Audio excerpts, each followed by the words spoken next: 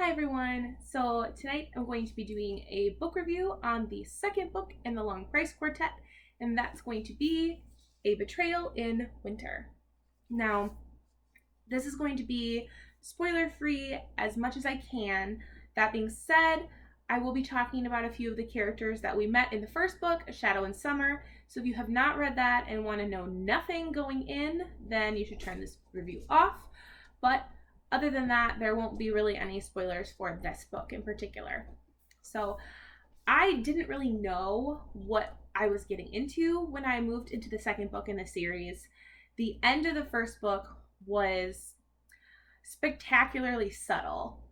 And what I mean by that is that in reality, not many things actually happened in the book, but what did occur is going to cause massive waves for the country, the land, the people, as we continue on in this story.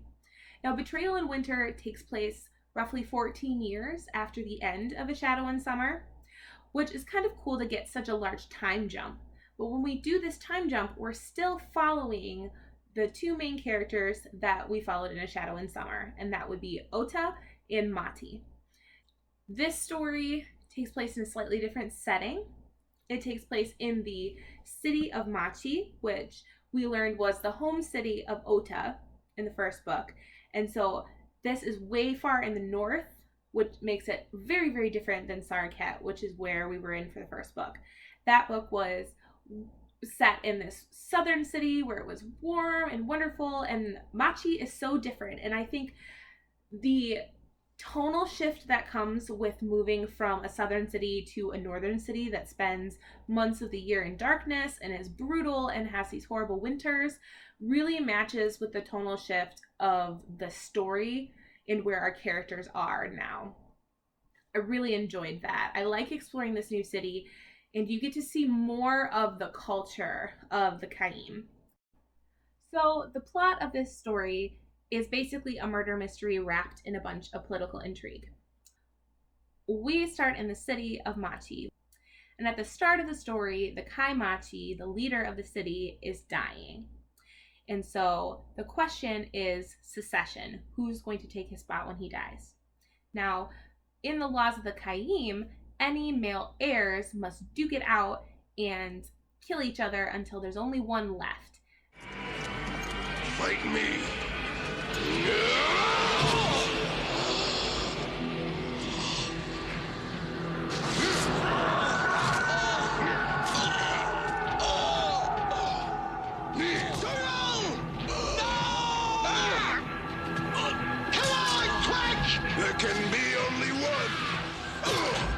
There can only be one Highlander. There can be only one son who can take the throne. And so right now, we have 3 brothers who are living in and around the city, and the 4th brother would be Ota. If you recall, Ota, when he left school as a young boy after being asked to become a poet, he refused to take the brand, and so he's been out there doing his own thing, staying under the radar. But to everybody else in the city of Machi and the royal family, he's this dark horse who could come and try to claim the throne. Now, one of these 3 brothers is mysteriously murdered in the beginning of the book. And so the question to everyone there is, who killed him? Is it one of the other brothers? Is it Ota coming back, seeking revenge and wanting to take his spot because he didn't take the brand? Or is there a third party who's trying to mess with the politics in the land? Now, we follow our main characters from the old story. We have Ota and we have Mati still, and we also add a couple new characters in the mix. Now, the third main character is Idan, and Idan is Ota's sister. Now, in the land of the Kaim, women have no power, basically at all. She was never going to be in the running to succeed as Kai Machi. She pretty much is only there to get married and has no agency of her own according to their rules. And as soon as her father actually passes, that's it. She has no more social standing. She has nothing. So we follow Edan and her story. She's a very strong female character, but I don't really want to tell a lot about what goes on with her because, in my opinion, her story is one of the strongest aspects of this book. It's very well built. She's a well crafted character. She has many facets. I love Edan. I think anyone who wants to read this book will figure that out within the first 2 chapters. Now, with Mati, he has been living and working in the village of the Daigfo ever since the end of the events that happened in A Shadow in Summer. Now, a lot of stuff has happened that we don't know about yet, but one of the brilliant things that Abraham does is, as he tells you the story, he gives you all this information that you need to know, and you learn what's been going on in his life slowly in the perfect moments. He unfolds that, present of what's been going on with Mati perfectly. He now is being sent by the Daigfo to the city of Machi to kind of snoop around and figure out what's going on, who killed that brother, and what's happening in the city on the DL. Shifting over to Ota, we're following him still. We don't really know what he's been up to since the end of Shadow in Summer. That gets unfolded as the story goes on, and I think it's done brilliantly. But right now, what you know is that he's working as a courier, and he gets sent all over the Kayet states. And right now, he is asked by his boss to carry some messages to the city of Machi. How ironic. And so he's been debating whether or not he's going to go, but once he hears the rumors about what happened to his brothers, he decides to take up and go and see what's going on. He thinks no one's going to recognize him. Well, he doesn't know that Mati's on his way there. And so we have this kind of collision of people back together, and it's so good. I can't really tell you much more about the plot because it's so interwoven, the stories of the people, and really until you're halfway through the book, Mati, Ota, and Edan are very separate. And then as their stories come together, the book just, it gets so good, guys. Now, on top of those 3 main characters, we also have the poet that lives in Machi, and his name is Semai. I don't really know how you're supposed to say it, so I might have butchered it. But he holds the Ondat called Stone Made Soft. And Machi is known for their mines. They make things out of different minerals and stones. They build bridges, they build towers, they build stoneware and things, and that's what their trade is. Stone Made Soft literally can shape stone. It can make it any thickness. It can make it soft enough for you to mold it with your hands. It can turn it into liquid. It's really cool. And I give Abraham A+ points for his originality when it comes to creating the different types of the Ondat, because I think it's so clever. But Stone Made Soft is very different than Seedless. Very, very different personality-wise. And I love him. I don't really know how to explain him other than that, because so much of his personality is connected with Semai and their interactions. And the way that Semai and Stone Made Soft interact with all of the characters in the story and with the people of the city of Machi, it's so important, similarly to how Hishai and Seedless were important. It's for the economy, it's for the good of the land, and it's very integral to the entire plot. It made me ask more questions about the Ondat in a different way. The relationship between Hishai and Seedless gave me a certain set of questions. This other relationship gave me other ones. And like the first book, some of them were answered and some of them still aren't. And I'm not even sure if we're going to know everything, because I don't know if we're supposed to know everything about the Ondat in this series. One of Abraham's strongest points, one of the best things that I think he does, is his characterization. I gushed about it in my last video about Shadow in Summer, and not only did he meet my expectations in this book, my already high expectations, he rose above them with his characterization of Edan, our main female character. Edan is awesome. She's such a morally gray character. And the interplay between Idan and her lover is wonderful. They kind of come as a package deal in this story.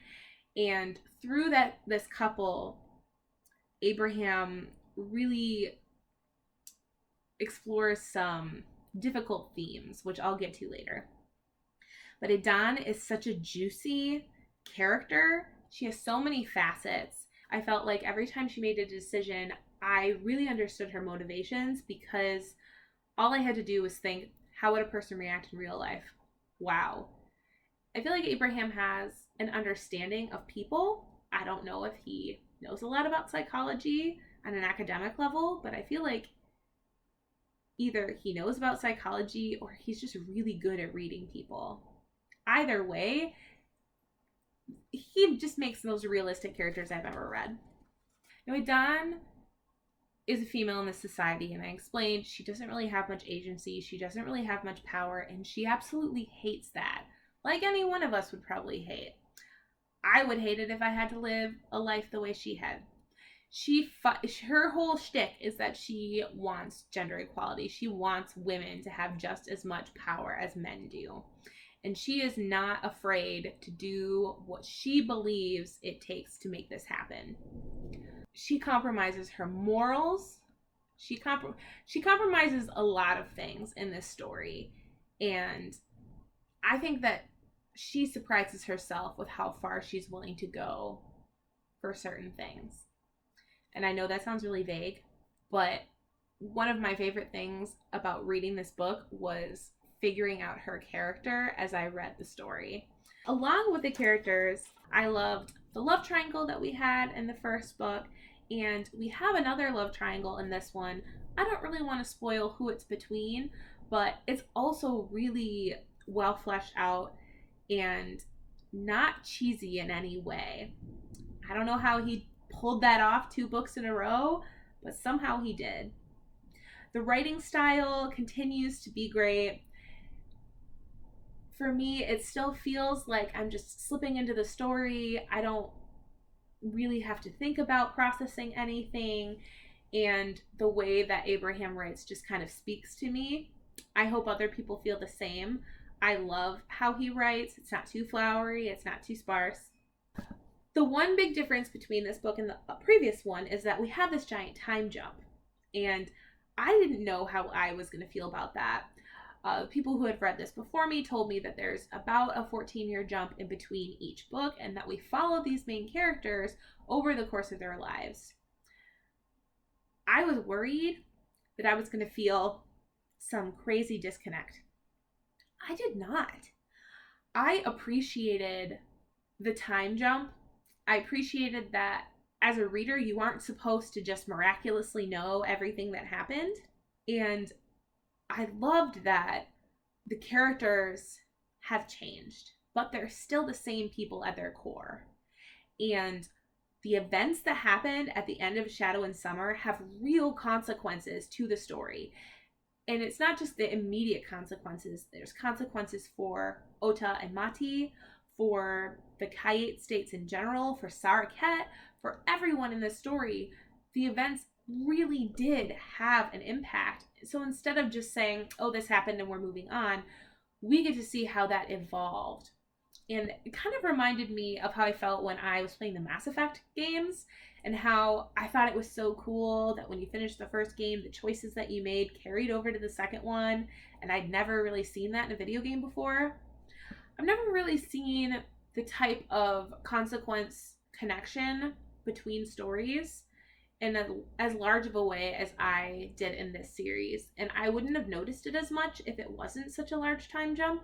And I just have so much respect for Abraham and the way that he was able to do that, because I really feel like everything that happened shaped these characters and changed them, and you get to see the type of people they've become because of the choices that they made. The last thing I really want to talk about is the themes in this story. I loved the things that Abraham brought up to talk about in the previous book, and he has just as important and deep themes in this story, but they are different.